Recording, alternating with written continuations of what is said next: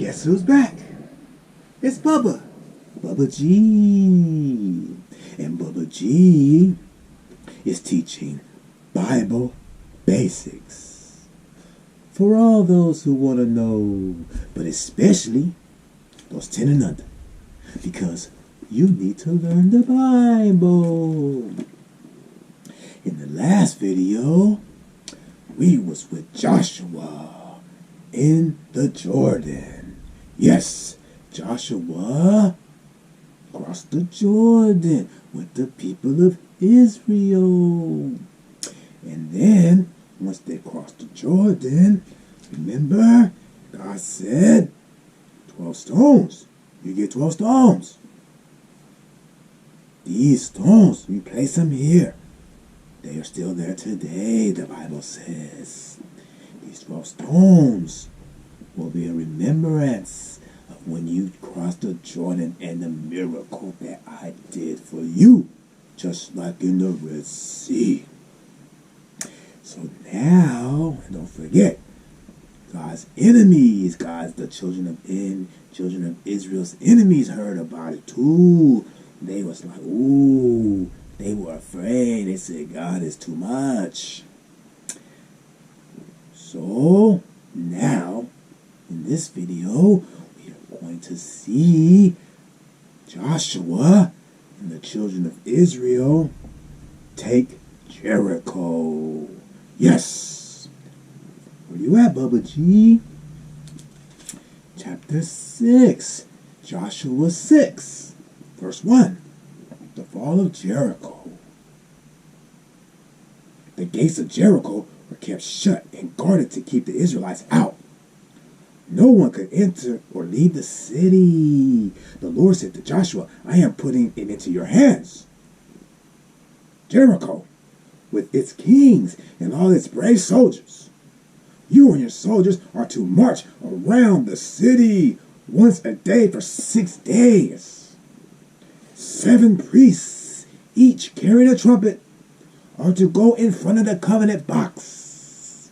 On the 7th day, you and your soldiers are to march around the city 7 times while the priests blow the trumpets. Then you are to sound one long note. As soon as you hear it, all the people are to give a loud shout. And the city walls will collapse. Then the whole army will go straight into the city.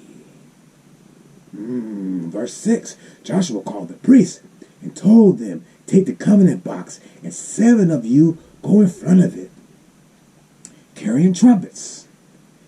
Then he ordered the people to start marching around the city with an advance guard going on ahead of the Lord's covenant box. So just as Joshua had ordered, an advance guard started ahead of the priests who were blowing trumpets.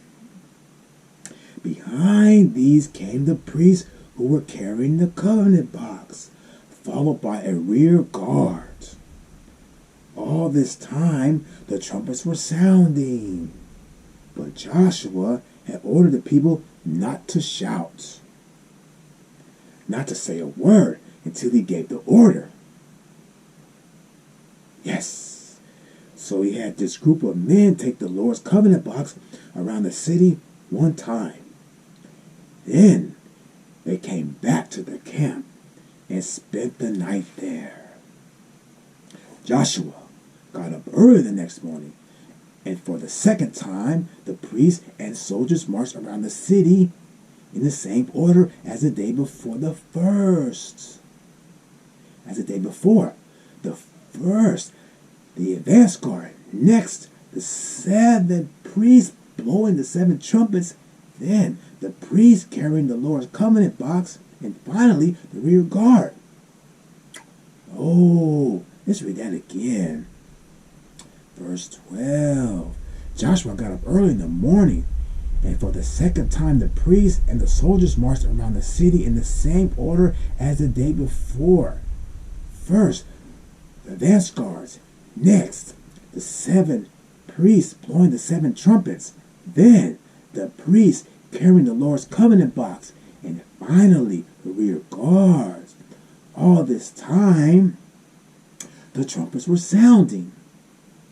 On this second day, they again marched around the city one time and then returned to the camp. They did this for 6 days. On the 7th day, they got up at the daybreak and marched 7 times around the city in the same way. This was the only day that they marched around it 7 times. The 7th time around, when the priests were about to sound the trumpets, Joshua ordered people to shout. And he said, "The Lord has given you the city. The city and everything in it must be totally destroyed as an offering to the Lord. Only the prostitute Rahab and her household will be spared, because she hid our spies." You see, in the beginning of the chapter, God told his people to go spy out the land. Yes, and Rahab, she helped them. She helped them because the spies, they had to hide. So she hid them from the people in the city. That's what she did. So God spared her because of what she did. Rahab. Yes. Didn't it say that? Yes. Because she hid our spies. But you are not to take anything that is to be destroyed. If you do, you will bring trouble and destruction on the Israelite camp. Everything made of silver, gold, and bronze or iron is set apart for the Lord. So the Lord took the gold, he took the silver, the precious stones, and the iron. It is to be put in the Lord's treasury. Ooh, God took the gold. Praise the Lord. So the priests blew the trumpets. As soon as the people heard it, they gave a loud shout, and the walls collapsed. Then all the army went straight up the hill into the city and captured it. With their swords, they killed everyone in the city, men and women, young and old. They also killed the cattle, sheep, and the donkeys. God said, get rid of everything, but spare Rahab. Why? Because she hid the spies. Yes. Verse 22. Joshua then told the 2 men who had served as spies, go into the prostitute's house and bring her and her family out, as you promised her. So they went and brought Rahab out, along with her father and mother, her brothers, and the rest of her family. They took them all, family and slaves, to safety near the Israelite camp. Then they set fire to the city and burned it to the ground, along with everything in it, except the things made of gold, silver, bronze, and iron, which they took and put into the Lord's treasury. So what do we see here? God gave them instructions.